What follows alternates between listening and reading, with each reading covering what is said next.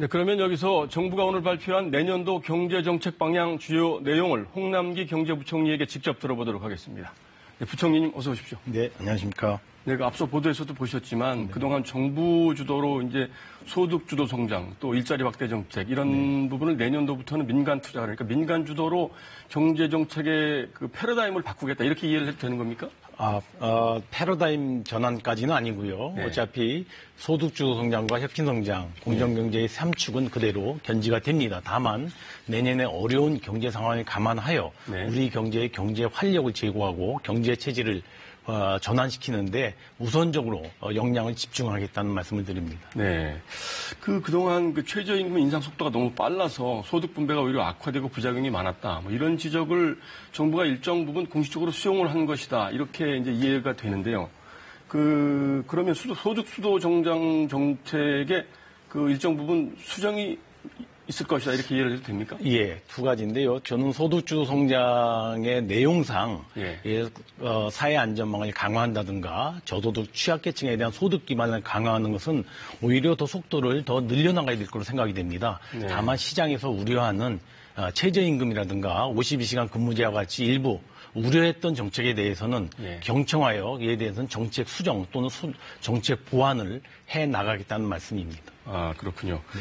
그러면 최저임금 인상 속도가 너무 빠르다 하는 지적에 대해서는 정부 입장은 어떻습니까? 저는 시장의 기대보다는 좀 빨랐다고 생각하고요. 그 최저임금의 인상이 아주 민감한 몇몇 업종에 대해서는 영향을 미쳤다고 생각을 합니다. 네, 그렇군요.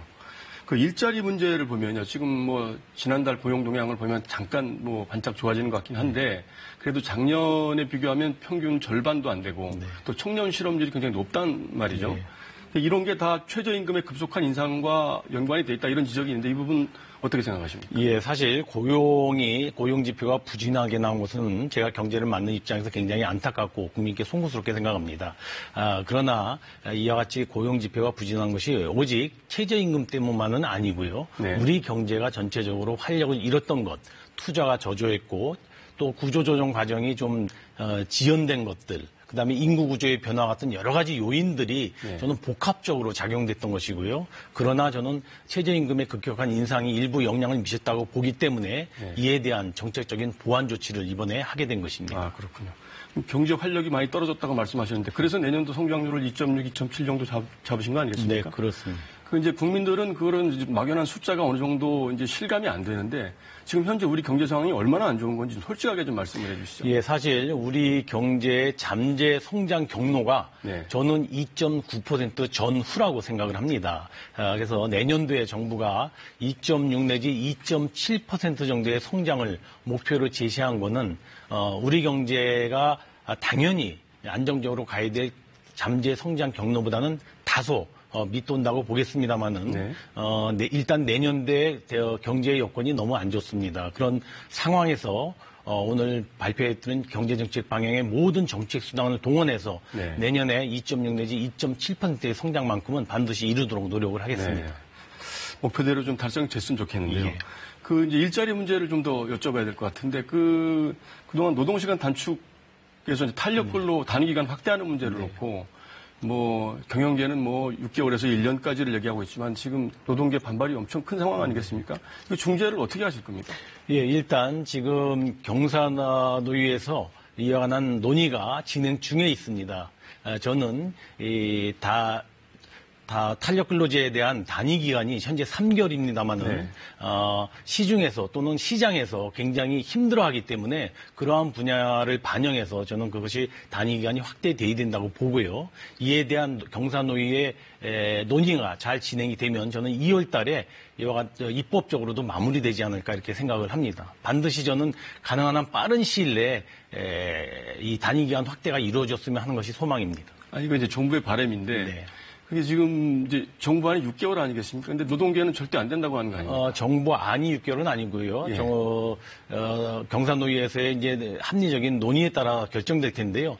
저는 노동계의 우려도 잘 알고 있습니다. 그래서 그냥 일방적으로 단위 기간을 확대하는 것이 아니고 이와 병행해서 근로자의 건강권 보장 문제라든가 또는 손실되는 임금의 보존 문제와 같은 상생 방안이 같이 논의가 될 것으로 저는 생각을 하고 네. 이에 대해서 노동계가 대승적으로 함께 논의해 주시기를 부탁을 드립니다. 네, 그렇군요.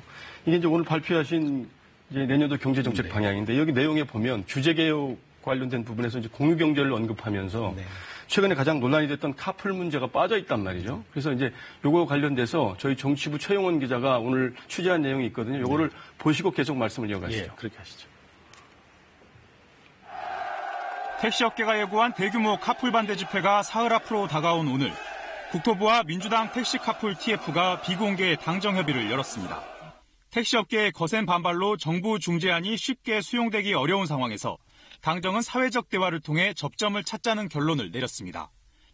당정은 일단 카풀과 택시업계 등 이해 당사자와 정부, 국회가 참여하는 사회적 대화기구를 만들어 내년 2월까지 타협점을 찾기로 했습니다.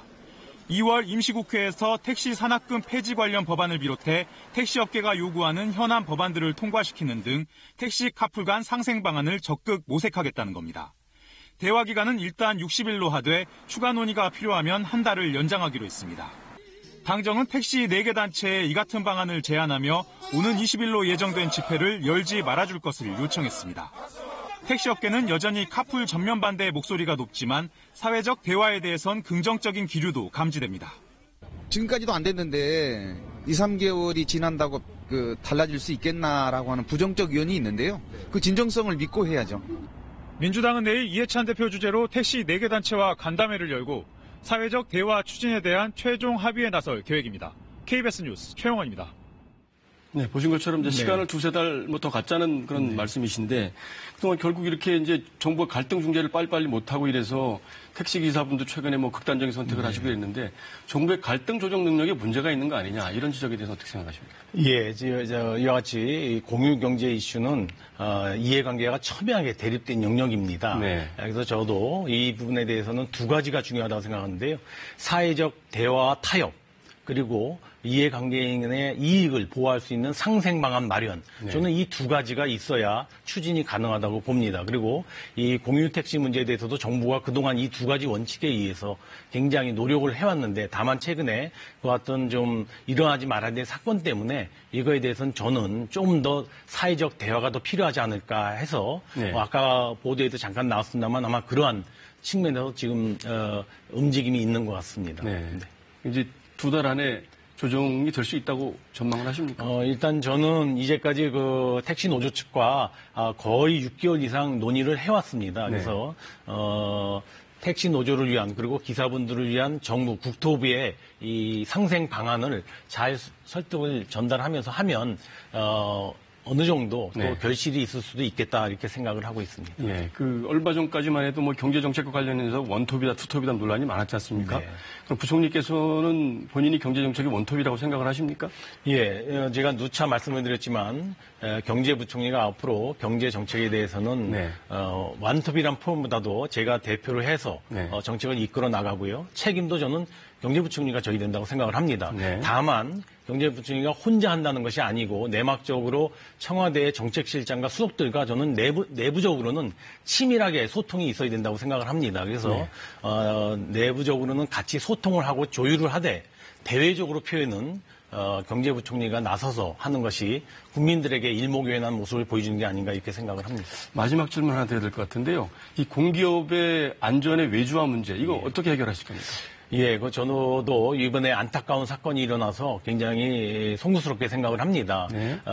정부도 이와 같은 일이 벌어지지 않도록 비정규직을 정규직하면서 근무도 2인 1조가 하도록 하는 등 여러 가지 조치가 있었지만은 현장에서 이와 같은 것들이 제대로 잘 안 지켜지는 측면도 있었던 것 같습니다.